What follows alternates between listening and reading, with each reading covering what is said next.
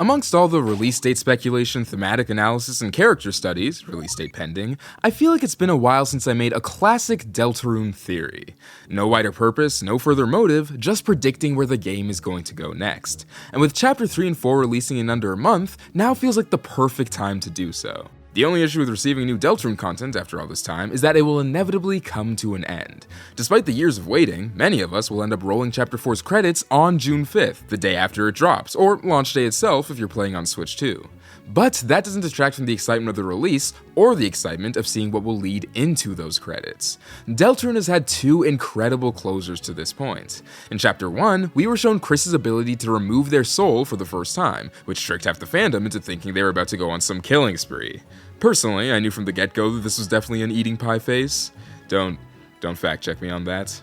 And in Chapter 2, we were met with the equally shocking conclusion of Chris creating a dark fountain in their living room, establishing that Susie and Toriel are inarguably the heaviest sleepers in Undertale Deltarune canon, in spite of previous evidence claiming otherwise. Both of these endings have set an incredibly high bar for the shock and awe that accompanies a Deltarune Chapter cliffhanger. And we're lucky enough to have two on the horizon. But while I'm sure 3's will be plenty interesting, I'm most excited to see where Chapter 4's ending will leave us. After all, that's the one we'll be sitting with for who knows how long. I'd say a year if this was a release timing prediction video, but it's not, so I won't say I expect Chapter 5 in 2026, even if it were true. April. Regardless, Chapter 4's potential ending is what piqued my interest, even more so after the recent Spamton Sweepstakes revival. And I'm not sure if this is a popular take or not, with all the excitement around Tenna and Mike/Friend, but Chapter 4 itself is kinda the one I'm most interested in playing. Which isn't a knock on Chapter 3 at all. I'm thrilled by the prospect of any new Deltarune content, and definitely won't be antsy when 3 brings me back into this world and reintroduces these characters. But these two chapters feel like opposite sides of the coin. Where 3 is unorthodox and seemingly self-contained, 4 is expansive and comparatively conventional with Deltarune as we've experienced to this point. While 3 looks bright and energetic in line with its TV theming, 4 seems dim and dire. What's evident is that these chapters will complement each other greatly. They'll work in tandem to give players the full breadth of what Deltarune can offer, which makes them a pretty perfect dual release. But between the two, Chapter 4 aligns more closely with what I want to see. Which brings us back to the central question: where will Deltarune Chapter 4's ending leave us? And to figure that out, we need to know what the rest of Chapter 4 will look like. Which sorta makes this more of a chapter prediction than an ending prediction, I guess, but whatever, I'm placing emphasis on the conclusion. Let's do this. As we start digging into how Chapter 4 will begin, it's important to consider the context of how Chapter 3 will end. And while I won't be going full narrative speculation on that front, luckily, we have a pretty solid idea of where 3 will hand things over. One of the 3 music tracks released in the September 2022 preview was Hometown Day, accompanied with the quote, "After the dark night, the sun shines brightly." This, alongside some accompanying Light World screenshots from Chapter 4, and previous comments from Toby Fox about Chapter 3's unconventional nature, make it pretty clear that 3 takes place during a single night, with 4 beginning the following morning. At this point, we can also be decently confident in the church being the primary setting for Chapter 4's Dark World, barring some crazy subversion. Rudy mentions in Chapter 2 that church takes place the following day, which lines up with the presumed timeline of 3 and 4, and gives reason for Noelle to be present, which we know she will be. It's also aesthetically in line with the teases we've seen up to this point, most notably the long stained glass windows, and feels representative of the tonal shift that could lead us into deeper and darker storytelling. All that's left to figure out is literally everything else. Luckily, this is all I've spent the last 3 years thinking about. With only 2/7 of Deltarune being available to this point, it's obviously difficult to lay out a complete narrative. As we get more and more chapters, the game will likely stray further and further from a plot based on assumptions from the first 8 hours or so. That said, we can use information currently available to us alongside plot points we know will occur later on to figure out what needs to happen in the middle for those events to transpire. Let's dive into 2 major pillars of this process. We know that the roaring is likely to occur around the game's ending, per Chapter 2's teases and the inherent finality of this apocalyptic event. So, what needs to happen for that to occur? An undisclosed amount of dark fountains, potentially including neo-dark fountains created within dark worlds, need to be active, disrupting the balance of light and dark and throwing the world into chaos. In addition, from a narrative standpoint, we likely need to have the identity of the Roaring Knight formally revealed by this point, seeing as they're the center of the mystery tied to this event. Meaning, the events of Chapter 3 and 4 need to push us closer to these things happening. We also know through Spamton Sweepstakes that finding Des and uncovering what happened to her will be a major focus going forward. For that to happen, we'll need to have increased Noelle relevance, further insight into Hometown's past, and more focus on the Holiday family. Working forward from established Chapter 1 and 2 info and backwards from presumed endgame material helps us in defining our middle chapter and figuring out what narrative purpose it needs to serve. Also, I've said this before, but I feel like the specific release method of the game is something to consider, or more importantly, how it was supposed to be released. Day 1 fans will remember that Toby originally planned to drop Deltarune when all 7 chapters were complete, but what I want to focus on here is the second plan. Until about a year and a half ago, Chapter 3, 4, and 5 were supposed to drop together, and considering how important the narrative aspect of Deltarune is to Toby, I feel like this provides some pretty important story context. 3 chapters at once was an ambitious plan, clearly overly ambitious, seeing where we ended up, but if that decision was made in spite of the workload, it was made because it was important. As I've said in the past, I believe this is because Chapter 3 to 5 is Deltarune's second narrative act, and Toby's initial plan was to have Act 2 and Act 3 serve as the major releases to divide the story at natural points. This doesn't mean that Chapter 4's ending won't be important. I think every chapter's final scene will provide something to the overall narrative, but it does mean that it might not have the show-stopping power many anticipate if it's relying on Chapter 5 to close out the arc. Which leads me into my first Chapter 4 ending prediction: Chris takes a back seat. Bold claim when we're currently 2 for 2 in Chris-centric closers, but I don't necessarily think that always needs to be the case. Chapter 1 had to introduce us to the main conflict of Chris fighting for control back, and Chapter 2 had to show them creating their fountain to end the game's first act, but going forward, with a whole slew of characters to explore and develop, I'd be shocked if they're the only one who gets ending privileges.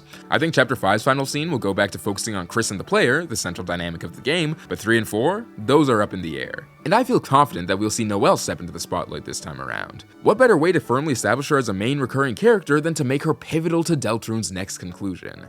I have a key ending in mind for her, but first, I'd like to go over the events I think will transpire to lead us there. Don't worry, I thankfully don't have time to outline my entire Chapter 4 headcanon, even if I want to, but I want to go over some major points so that my prediction doesn't come out of nowhere. Alright, grab your pens, come back in a month when I'm shockingly right or horribly wrong. This is Deltarune Chapter 4.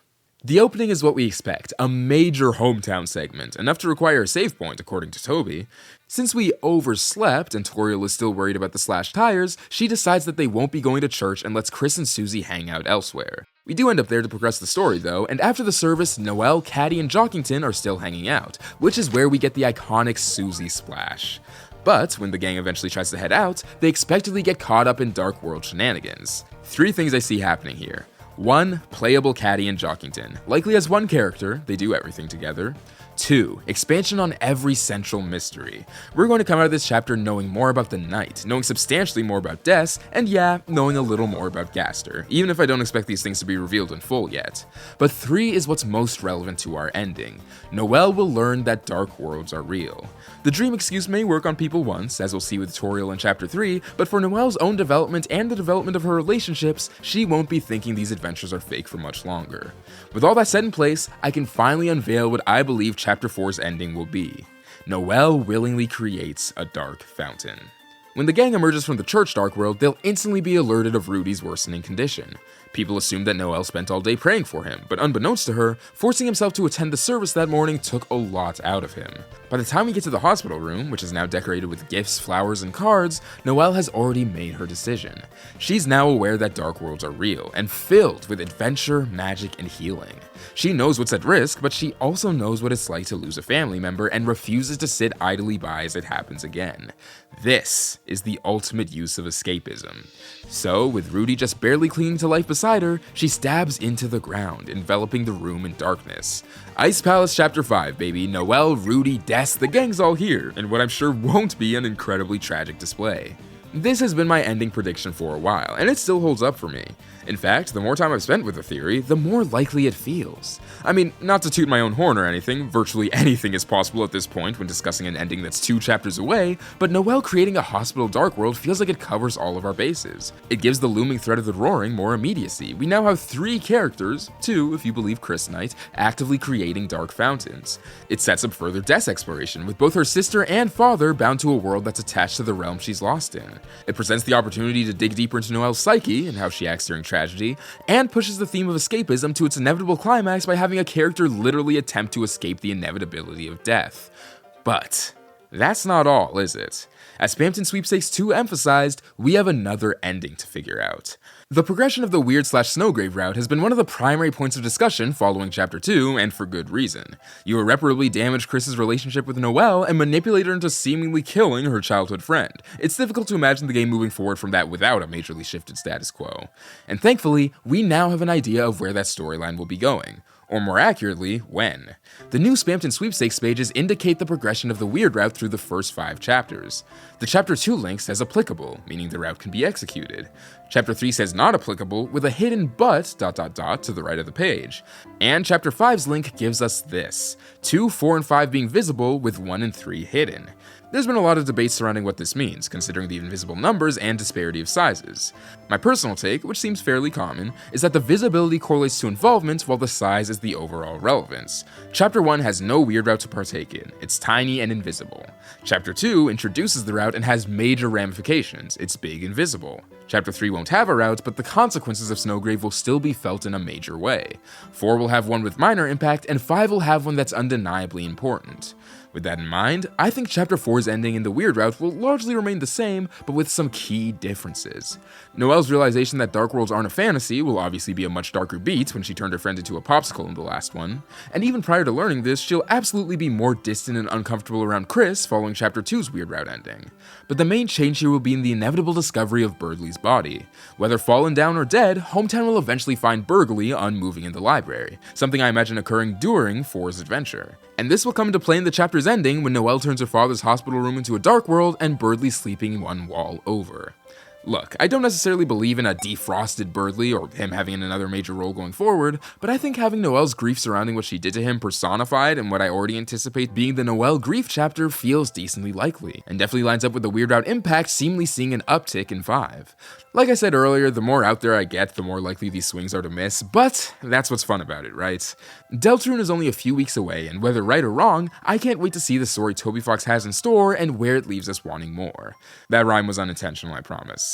But, as always, I'd love to hear what you think. Does my theory have anything to it, or am I way off base? How do you expect Deltarune Chapter 4 to end? And which chapter are you most excited to play? Let me know in the comments below, and I'll see you later.